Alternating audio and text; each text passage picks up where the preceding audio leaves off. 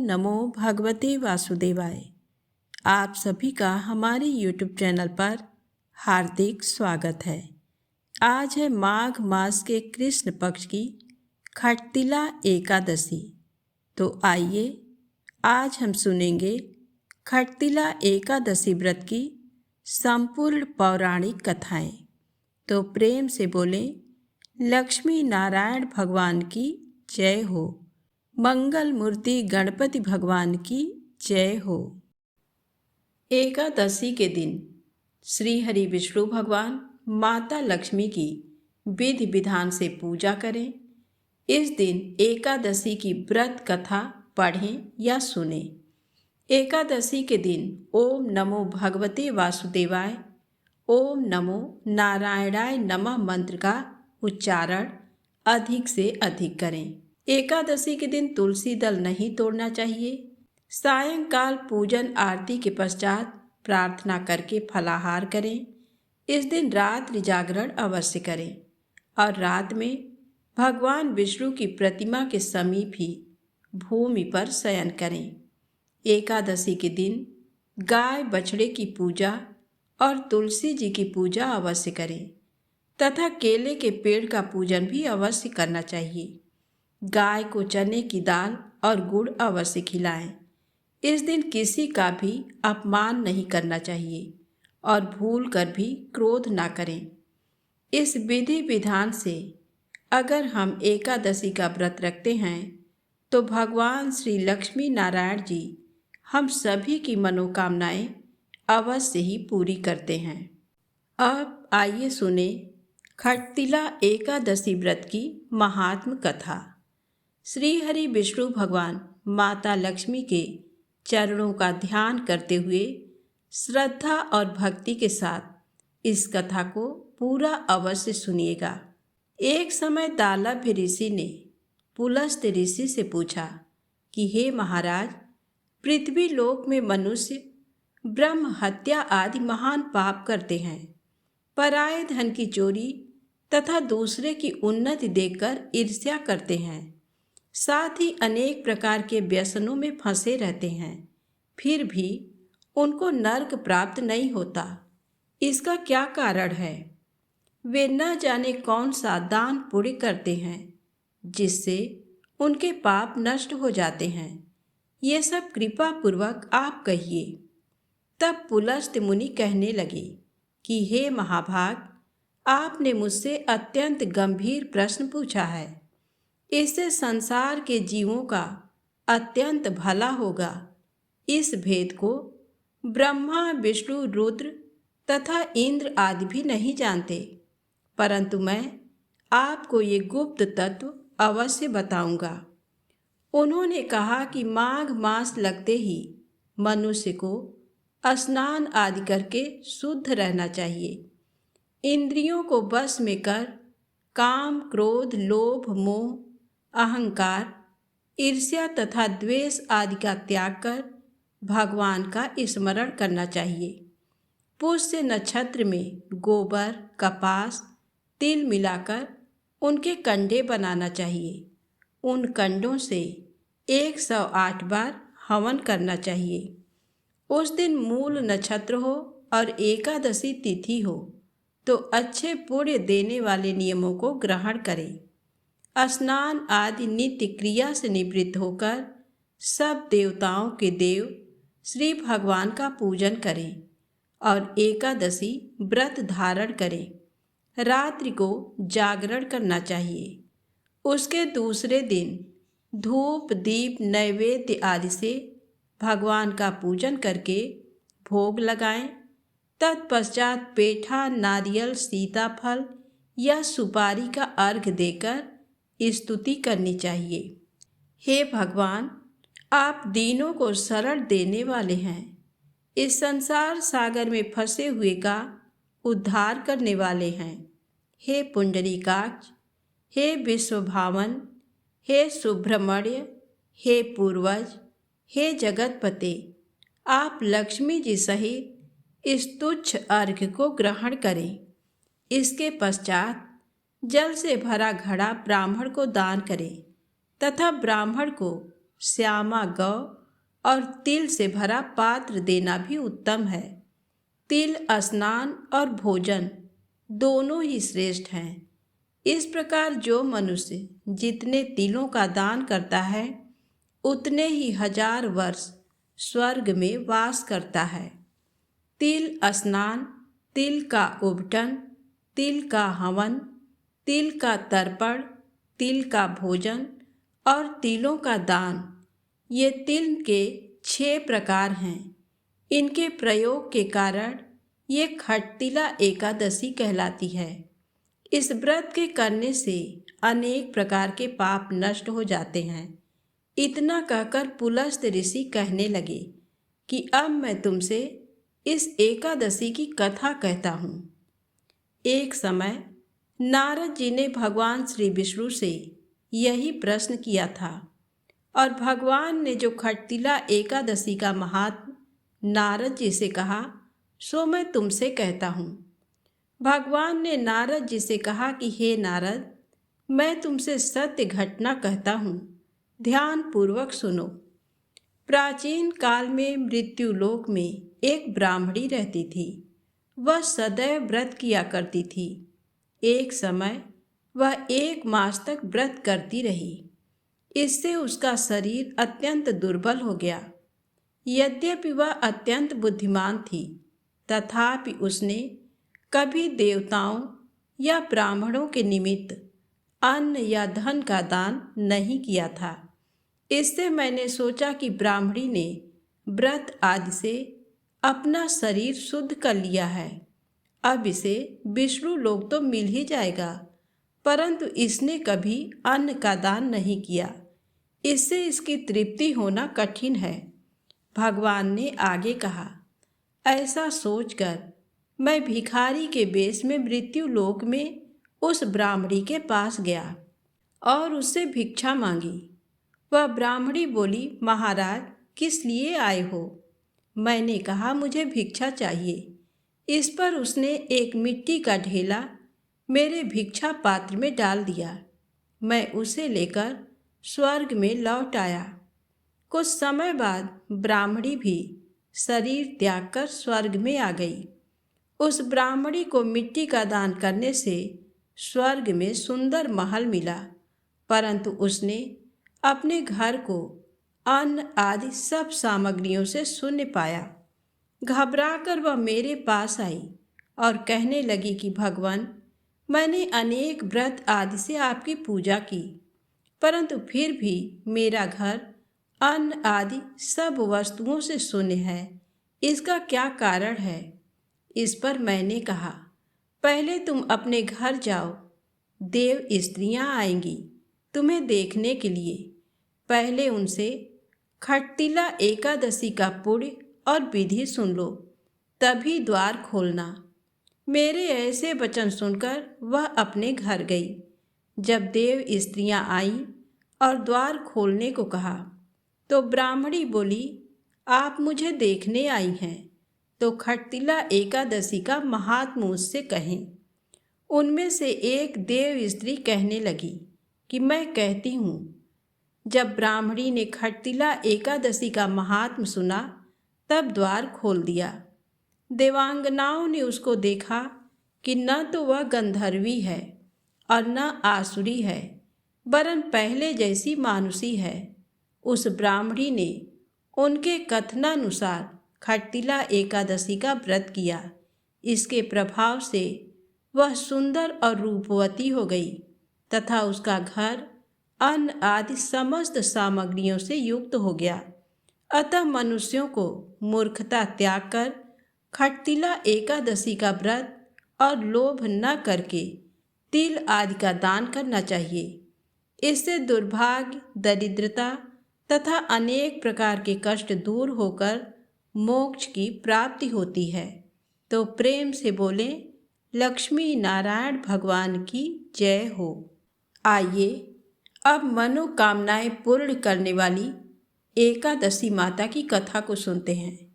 कहते हैं, बिना एकादशी माता की कथा को सुने व्रत पूर्ण नहीं माना जाता है।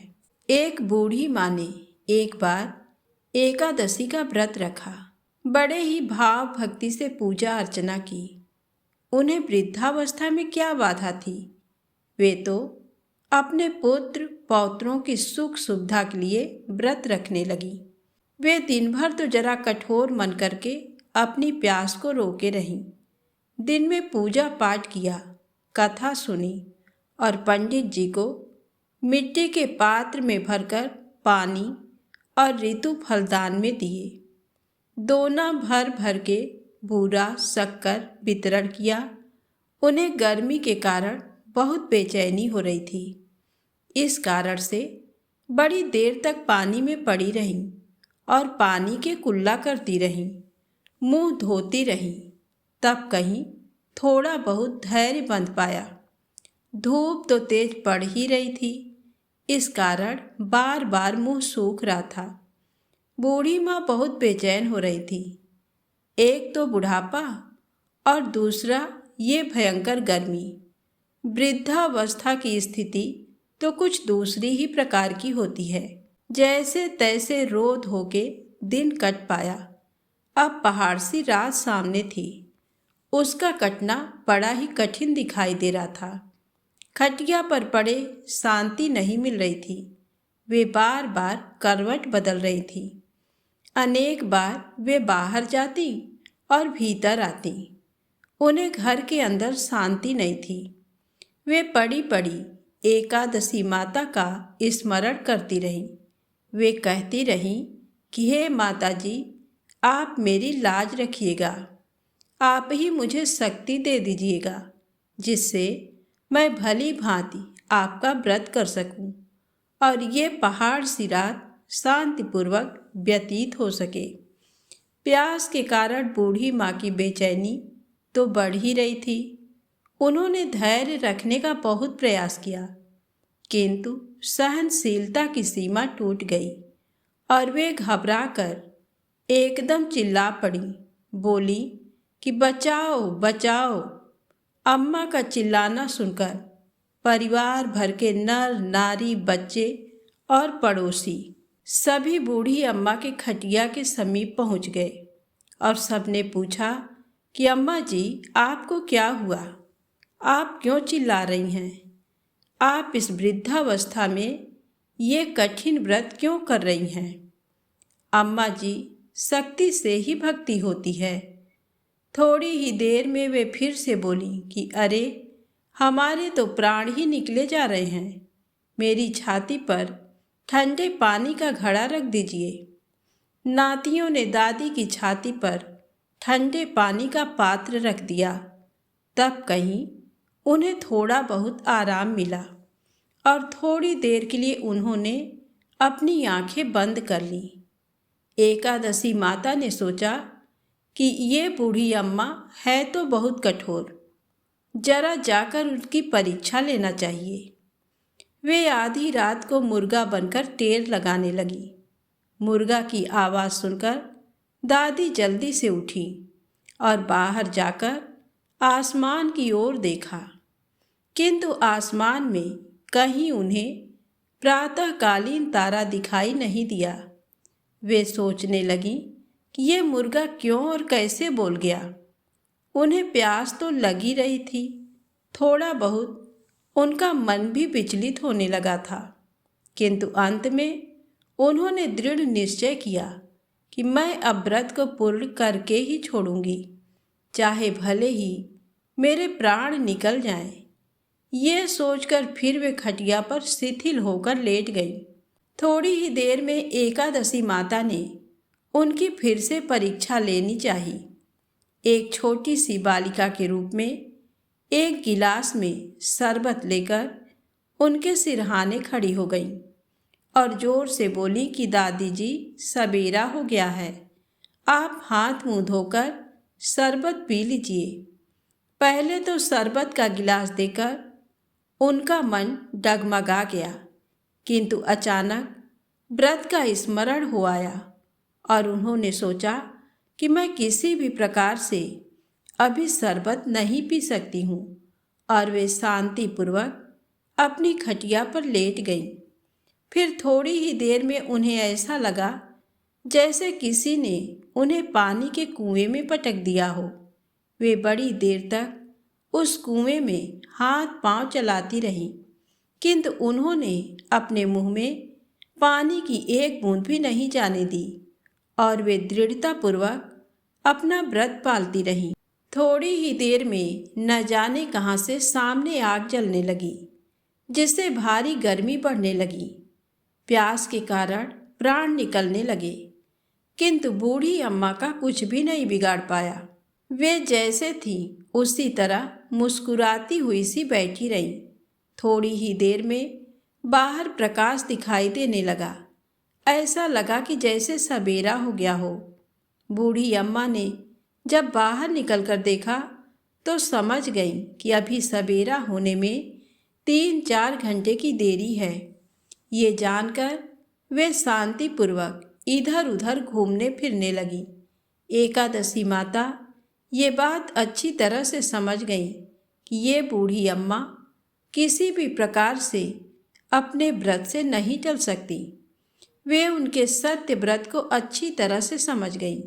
सवेरा होते ही बूढ़ी माता ने स्नान किया, भगवान का पूजन पाठ किया, एकादशी माता की कथा सुनी, ब्राह्मणों को दक्षिणा देकर भोजन कराया। तब कहीं उन्होंने जल ग्रहण किया। कन्याओं को भोजन कराने के बाद अम्मा ने स्वयं भोजन किया। उस श्रेष्ठ व्रत के प्रताप से बूढ़ी अम्मा की आयु में वृद्धि हो गई। उनका घर परिवार हरा भरा हो गया। घर में अब उनके कोई अभाव नहीं रहा। वे हर तरह के सुख साधनों से संपन्न हो गई। नाती नातिनों से उनका घर भर गया और वे उसी दिन से 12 महीने की एकादशी का व्रत करने लगी। एकादशी माता के व्रत के प्रताप से इस संसार में हर प्रकार के सुख भोगकर अंत में बैकुंठ धाम को चली गईं। जैसे एकादशी माता ने बूढ़ी माता और उनके परिवार को हरा भरा किया, ऐसे ही एकादशी माता हम सभी की मनोकामनाओं को पूर्ण करें। तो बोलिए श्री लक्ष्मी नारायण भगवान की जय हो। एकादशी माता की जय हो। अब आइए सुने एकादशी पर पूरे फल देने वाली भगवान श्री कृष्ण अर्जुन संवाद गर्भ गीता। भगवान ने कहा, हे अर्जुन, ये मनुष्य जो है सो अंधा व मूर्ख है, जो संसार के साथ प्रीति करता है। ये पदार्थ मैंने पाया है और वह मैं पाऊंगा, ऐसी चिंता इस प्राणी के मन से उतरती नहीं। आठों पहर माया को ही मांगता है। इन बातों को करके बार बार जन्मता और मरता है। वह गर्भ विषयी दुख पाता रहता है। अर्जुन बोले, हे श्री कृष्ण भगवान, ये मन मदमस्त हाथी की भांति है। तृष्णा इसकी शक्ति है। ये मन तो 5 इंद्रियों के बस में है। काम, क्रोध, लोभ, मोह और अहंकार। इन पांचों में अहंकार बहुत बली है। सो कौन बल है जिससे मन बस में हो जाए? श्री भगवान ने कहा, हे अर्जुन, ये मन निश्चय ही हाथी की भांति है। तृष्णा इसकी शक्ति है। मन 5 इंद्रियों के बस में है। अहंकार इनमें श्रेष्ठ है। हे अर्जुन, जैसे हाथी अंकुश के बस में होता है, वैसे ही मन रूपी हाथी को बस में करने के लिए ज्ञान रूपी अंकुश है। अहंकार करने से ये जीव नरक में पड़ता है। अर्जुन ने कहा, हे भगवान, जो एक तुम्हारे नाम के लिए वनखंडों में फिरते हैं, एक बैरागी हुए हैं, एक धर्म करते हैं, इनको कैसे जाने? जो वैष्णव हैं वे कौन हैं? श्री भगवान बोले, हे अर्जुन, एक वे हैं जो मेरे ही नाम के लिए वनों में फिरते हैं, वे सन्यासी कहलाते हैं। एक वे हैं जो सिर पर जटा बांधते हैं और अंग पर भस्म लगाते हैं, उनमें मैं नहीं हूँ, क्योंकि इनमें अहंकार है। इनको मेरा दर्शन दुर्लभ है। अर्जुन बोले, हे भगवान, वह कौन सा पाप है जिससे स्त्री की मृत्यु हो जाती है? वह कौन सा पाप है जिससे पुत्र मर जाता है? और नपुंसक कौन पाप से होता है? श्री भगवान बोले, हे अर्जुन, जो किसी से कर्ज लेता है और देता नहीं, इस पाप से उसकी औरत मरती है। और जो किसी की अमानत रखी हुई वस्तु पचा लेता है, उसके पुत्र मर जाते हैं। जो किसी का कार्य किसी के गोचर आए पड़े और वह जबानी कहे कि मैं तेरा कार्य सबसे पहले कर दूंगा, पर समय आने पर उसका कार्य न करे, इस पाप से नपुंसक होता है। ये बड़े पाप हैं। अर्जुन ने कहा, हे भगवान, कौन पाप से मनुष्य सदैव रोगी रहता है? किस पाप से गधे का जन्म पाता है? श्री भगवान बोले, हे अर्जुन, जो भी मनुष्य कन्यादान करते हैं और इस दान में मूल्य लेते हैं, वे दोषी हैं। वे मनुष्य सदा रोगी रहते हैं। जो विषय विकार के वास्ते मदिरा पान करते हैं, वे टट्टू का जन्म पाते हैं। अर्जुन बोले, हे भगवान, कई मनुष्यों को आपने सुवर्ण दिया है, सो उन्होंने कौन सा पुण्य किया है? और कई मनुष्यों को आपने हाथी घोड़ा रथ दिए हैं, उन्होंने कौन सा पुण्य किया है? श्री भगवान बोले, हे अर्जुन, जिन्होंने स्वर्ण दान किया है उनको घोड़े वाहन मिलते हैं।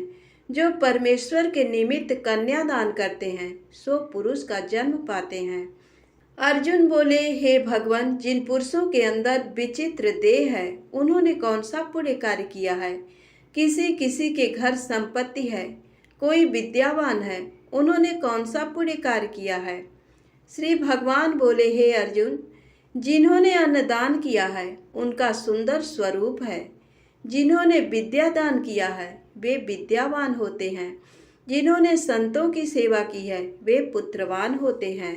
अर्जुन बोले, हे भगवान, किसी को धन से प्रीति है, कोई स्त्रियों से प्रीति करते हैं, इसका क्या कारण है, इसे समझाइए।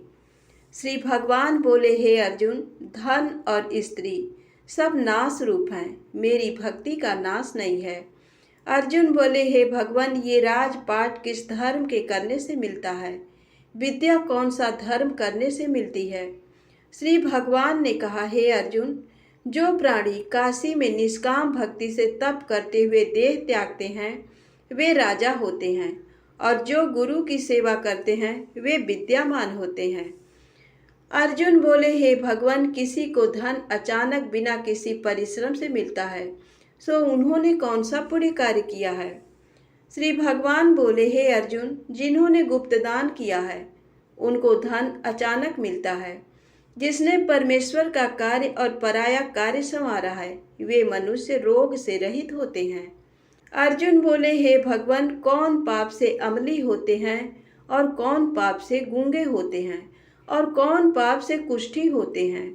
तब श्री भगवान बोले, हे अर्जुन, जो आदमी नीच कुल की स्त्री से गमन करते हैं वो अमली होते हैं।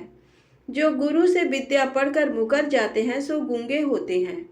जिन्होंने गौघात किया है वे कुष्ठी होते हैं। अर्जुन बोले, हे भगवान, जिस किसी पुरुष की देह में रक्त का विकार होता है वह किस पाप से होता है? और दरिद्र होते हैं। किसी को खंड वायु होती है और कोई अंधे होते हैं तो कोई पंग होते हैं, सो कौन से पाप से रहित होते हैं? और कई स्त्रियां बाल विधवा होती हैं तो ये कौन से पाप से होती हैं? भगवान बोले, हे अर्जुन, जो सदा क्रोधवान रहते हैं उन्हें रक्त विकार होता है। जो मलिन रहते हैं वे सदा दरिद्री होते हैं। जो कुकर्मी ब्राह्मण को दान देते हैं उनको खंड वायु होती है।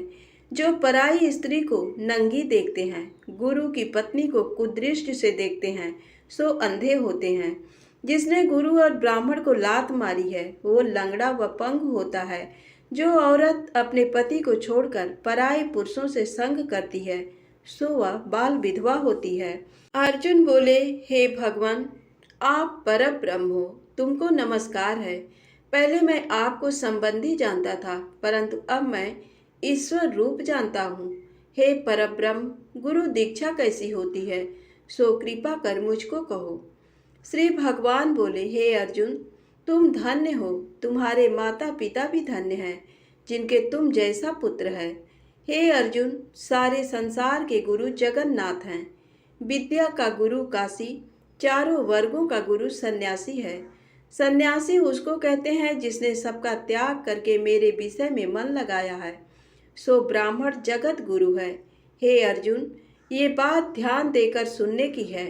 गुरु कैसा करे जिसने सब इंद्रियां जीती हों, जिसको सब संसार ईश्वरमय नजर आता हो और सब जगत से उदास हो। ऐसा गुरु करे जो परमेश्वर को जानने वाला हो और उस गुरु की पूजा सब तरह से करे। हे अर्जुन, जो गुरु का भक्त होता है और जो प्राणी गुरु के सम्मुख होकर भजन करते हैं, उनका भजन करना सफल है। जो गुरु से विमुख हैं, उनको सप्त ग्रास मारे का पाप है। गुरु से विमुख प्राणी दर्शन करने योग्य नहीं होते। जो गृहस्थी संसार में गुरु के बिना है, वो चांडाल के समान है। जिस तरह मदिरा के भंडार में जो गंगा जल है वह अपवित्र है, इसी तरह गुरु से विमुख व्यक्ति का भजन सदा अपवित्र होता है। उसके हाथ का भोजन देवता भी नहीं लेते। उसके सब कर्म निष्फल हैं। कुकर, सूकर, गर्दभ, काक, ये सब की सब योनियां बड़ी खोटी योनियां हैं। इन सब से वह मनुष्य खोटा है जो गुरु नहीं करता। गुरु बिना गति नहीं होती, वह अवश्य नरक को जाएगा। गुरु दीक्षा बिना प्राणी के सब कर्म निष्फल होते हैं। हे अर्जुन, जैसे चारों वर्णों को मेरी भक्ति करना योग्य है, वैसे गुरुधार के गुरु की भक्ति करना योग्य है। जैसे गंगा नदियों में उत्तम है, सब व्रतों में एकादशी का व्रत श्रेष्ठ है, वैसे ही हे अर्जुन, शुभ कर्मों में गुरु सेवा उत्तम है। गुरु दीक्षा बिना प्राणी पशु योनि पाता है। जो धर्म भी करता है सो पशु योनि में फल भोगता है। वह 84 योनियों में भ्रमण करता रहता है। अर्जुन बोले, हे श्री कृष्ण जी भगवान, गुरु दीक्षा क्या होती है? श्री भगवान ने कहा, हे अर्जुन, धन्य जन्म है उसका जिसने ये प्रश्न किया है। तू धन्य है। गुरु दीक्षा के 2 अक्षर हैं, हरि, ओम। इन अक्षरों को गुरु कहते हैं। ये चारों वर्णों को अपनाना श्रेष्ठ है। हे अर्जुन, जो गुरु की सेवा करता है उस पर मेरी प्रसन्नता है। वह 84 योनियों से छूट जाएगा, जन्म मरण से रहित हो नरक नहीं भोगता। जो प्राणी गुरु की सेवा नहीं करता वह 3.5 करोड़ वर्ष तक नरक भोगता है। जो गुरु की सेवा करता है उसको कई अश्वमेध यज्ञ के पुण्य का फल मिलता है। गुरु की सेवा मेरी सेवा है। हे अर्जुन, हमारे तुम्हारे संवाद को जो प्राणी पढ़ेंगे और सुनेंगे वो गर्भ के दुख से बचेंगे। उनकी 84 योनियां कट जाएंगी। तो प्रेम से बोलें, श्री कृष्ण भगवान की जय हो। अब आइए सुने धन समृद्धि देने वाली तुलसी माता की पावन कथा। एक नगर में एक गरीब ब्राह्मण अपनी पत्नी के साथ रहता था। वह भिक्षा मांगकर अपना जीवन गुजारता और भगवान की पूजा में लगा रहता था। वह उतनी ही भिक्षा मांगता जिससे उसके और उसके परिवार का पेट भर सके। उस नगर का राजा बहुत धनवान और ब्राह्मणों का आदर करने वाला था। राजा किसी भी ब्राह्मण को अपने महल से खाली हाथ नहीं जाने देता था। दूर दूर से ब्राह्मण राजा के पास आते और मुंह मांगा दान लेकर आशीर्वाद देते हुए चले जाते। एक दिन ब्राह्मण की पत्नी ने ब्राह्मण से कहा कि दूर दूर के ब्राह्मण राजा से मनचाहा दान लेकर चले जाते हैं और तुम यहाँ के यहाँ एक दिन भी राजा के पास नहीं गए। जन्म भर कंगाली कहाँ तक झेलूं? आज तुम जाओ और राजा से कुछ मांग कर लाओ। ब्राह्मण ने अपनी पत्नी को समझाते हुए कहा, तू तो बावरी है, हमें धन की क्या ज़रूरत? हमें इतना तो मिल ही जाता है जिससे हम अपना पेट भर सकें, और राजा का धन अच्छा नहीं होता, वो हमें नहीं लेना चाहिए। ब्राह्मण की पत्नी जिद पर अड़ गई और बोली, मैं तुम्हारी एक भी बात सुनने वाली नहीं हूँ। कब तक हम कंगाली में जीते रहेंगे? तुम तो रोज़ माला लेकर बैठ जाते हो। अपने बच्चों को क्या खिलाएं और क्या पहनाएं? जब बच्चे दूसरे बच्चों को पहनते ओढ़ते और खाते पीते देखते हैं तो उनका मन भी ललचाता है। आज तुम राजा के पास जाओ, राजा बहुत भला व्यक्ति है, वो हमें जरूर मुँह मांगा दान देगा। मजबूर होकर ब्राह्मण राजा के महल की ओर चल दिया। पर राजा उस समय महल में नहीं था। ब्राह्मण को वापस लौटना पड़ा। दूसरे दिन ब्राह्मण की पत्नी ने ब्राह्मण को फिर से महल भेजा, परंतु राजा फिर से महल में नहीं मिला। तीसरे दिन राजा महल में मिल गया और उसने ब्राह्मण का स्वागत किया और उसे आसन पर बैठाया और 2 दिन न मिल पाने के लिए क्षमा भी मांगी। राजा ने कहा, मैं आपकी क्या सेवा कर सकता हूँ? ब्राह्मण ने कहा, जो मैं मांगूँ वो आप दे सकेंगे? राजा ने कहा, हाँ हाँ, कहिए, मैं आपकी क्या सेवा कर सकता हूँ?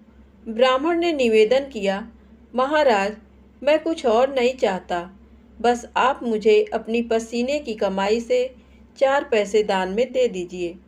ब्राह्मण की बात सुनकर राजा चौंक गया और सोचने लगा, खजाने में बहुत सारा धन पड़ा है, पर मेरे मेहनत की 1 कौड़ी भी नहीं है। राजा ने ब्राह्मण से कहा, आप मुझे 1 दिन का समय दें, मैं कल आपको आपका मुंह मांगा दान दूंगा। ब्राह्मण को जब खाली हाथ देखा तो पत्नी बोली, क्या हुआ? राजा ने कुछ नहीं दिया? ब्राह्मण बोला, राजा ने कल देने के लिए कहा है।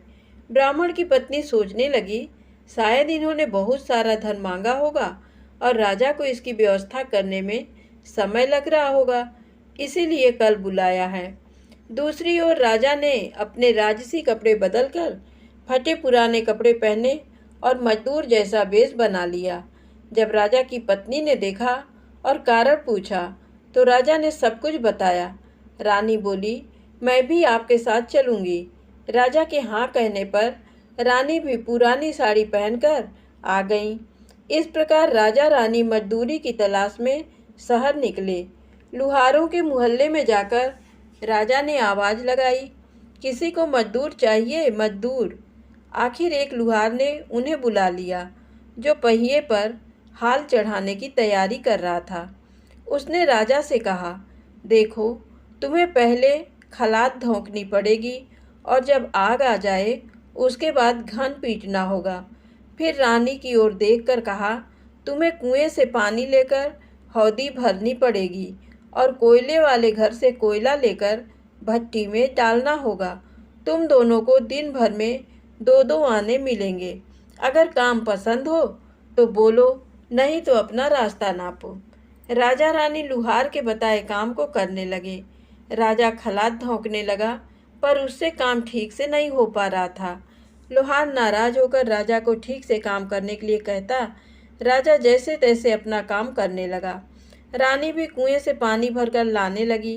रानी के हाथ में फफोले पड़ गए। किसी तरह बड़ी कठिनाइयों से उसने पानी का हौद भरा। उसके बाद रानी कोयला लाकर भट्टी में डालने लगी। कोयला भरने से रानी के गोरे हाथ और कपड़े काले हो गए।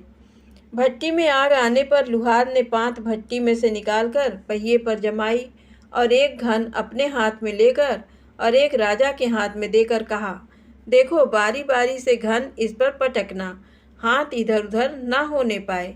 राजा जोर जोर से घन पटकने लगा, लेकिन उसका निशाना ठीक नहीं बैठता था।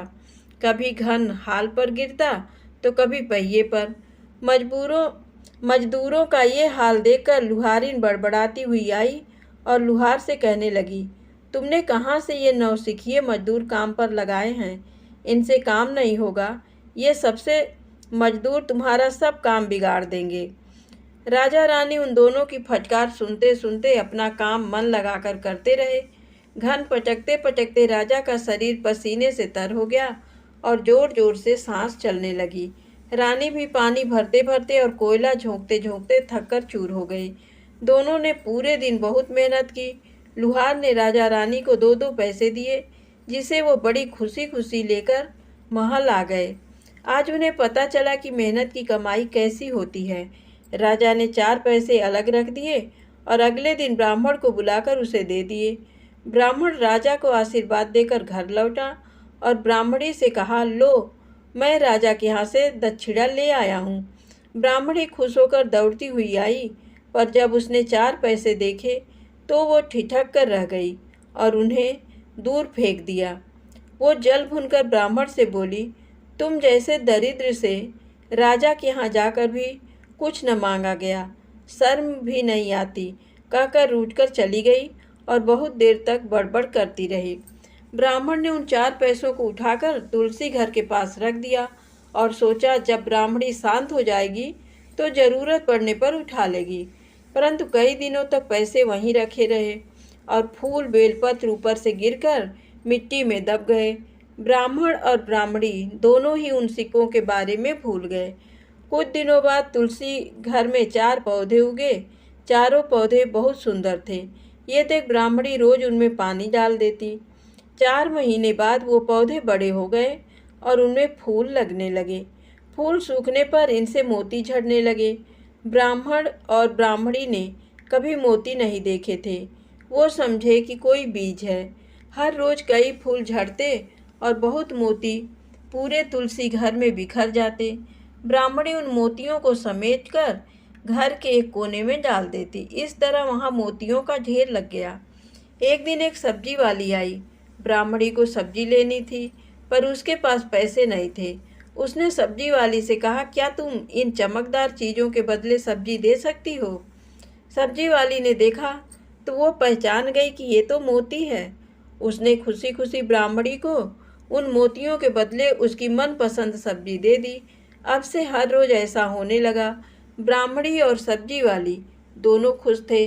सब्जी वाली ये सोचकर खुश थी कि मुझे 1 पैसे की तरकारी के बदले हजारों का माल मिलता है, और ब्राह्मणी ये सोचकर खुश थी कि इन चीज़ों के बदले सब्जी मिल जाती है।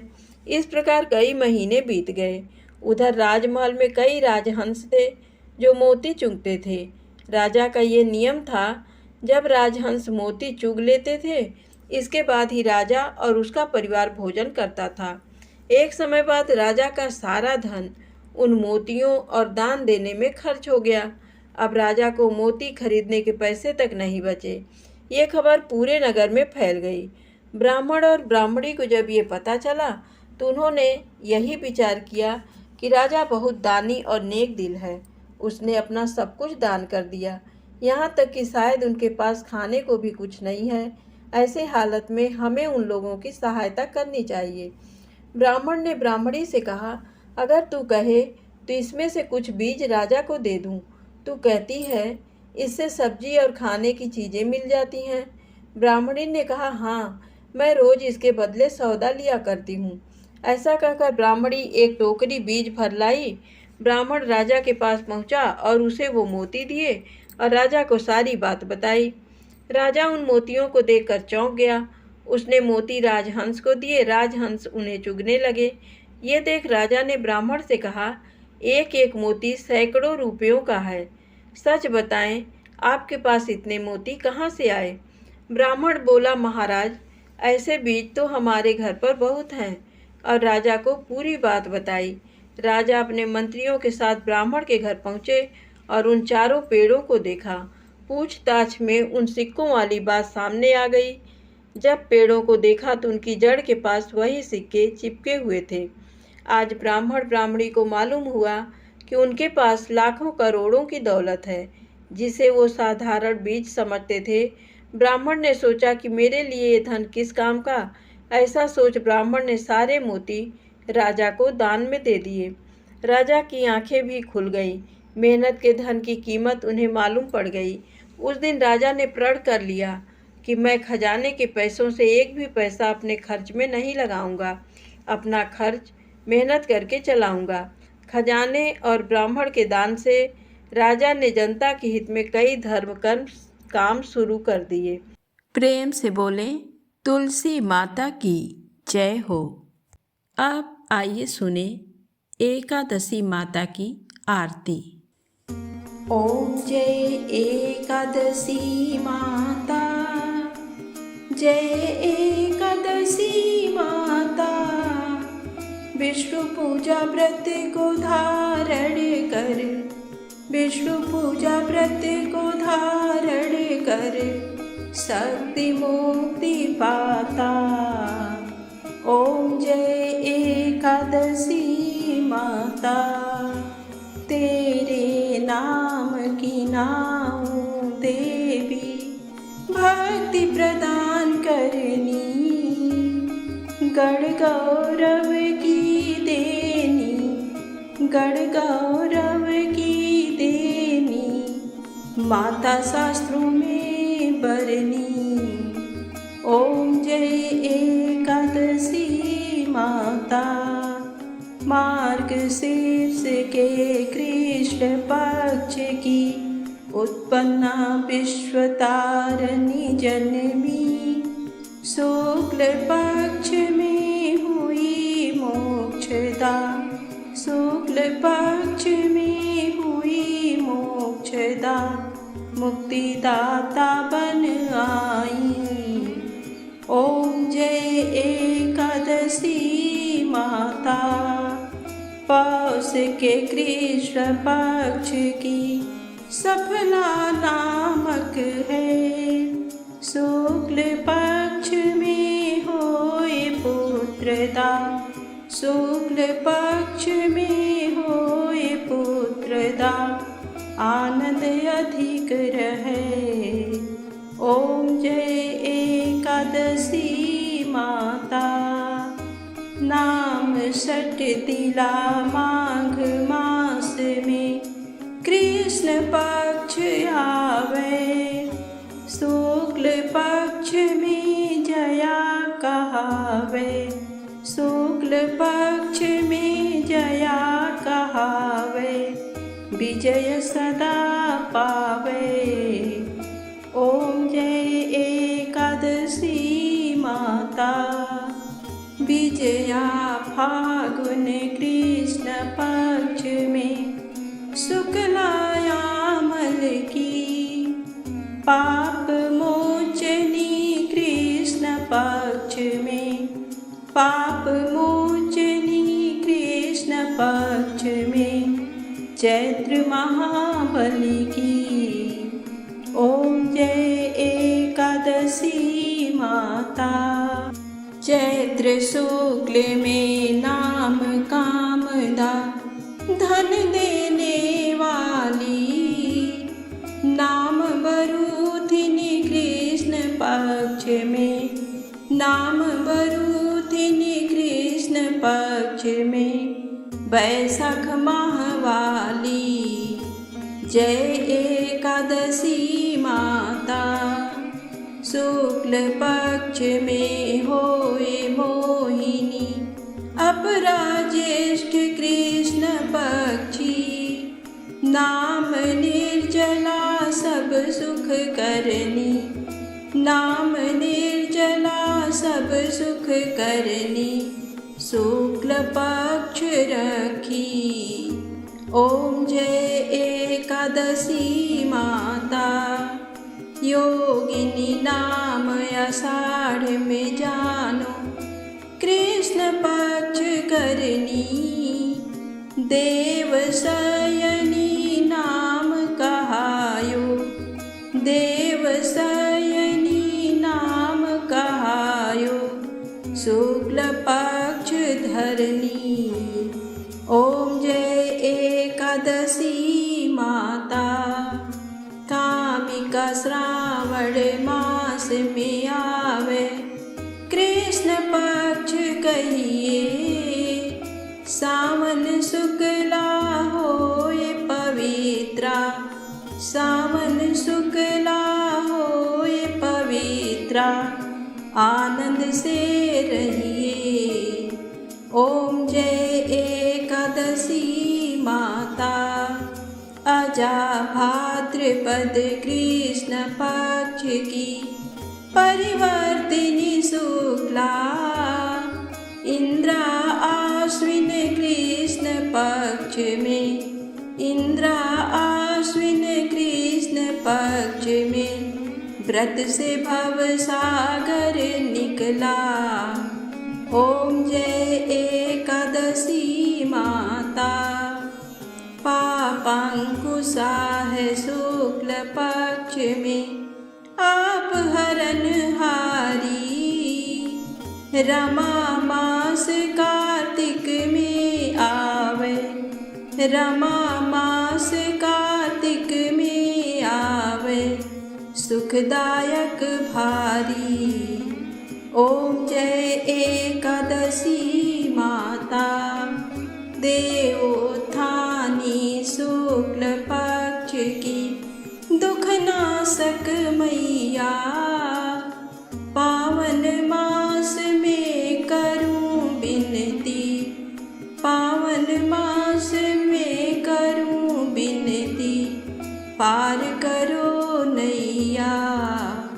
ओम जय एकादशी माता, परमा कृष्ण पक्ष में होती, जन मंगल करनी, शुक्ल मास में होए पद्मिनी, शुक्ल मास में होए पद्मिनी, दुख दारिद्र हरनी। ओम जय एकादशी माता, जो कोई आरती एकादशी की भक्त सहित गावे, जन गुर दिता स्वर्ग का वासा, जन गुर दिता स्वर्ग का वासा, निश्चय वह पावे। ओम जय एकादशी माता, जय एकादशी माता, ओम जय एकादशी माता। विष्णु पूजा व्रत को धारण कर, विष्णु पूजा व्रत को धारण कर, भक्ति मुक्ति पाता। जय एकादशी माता। प्रेम से बोले एकादशी माता की जय हो। श्री हरि विष्णु भगवान की जय हो।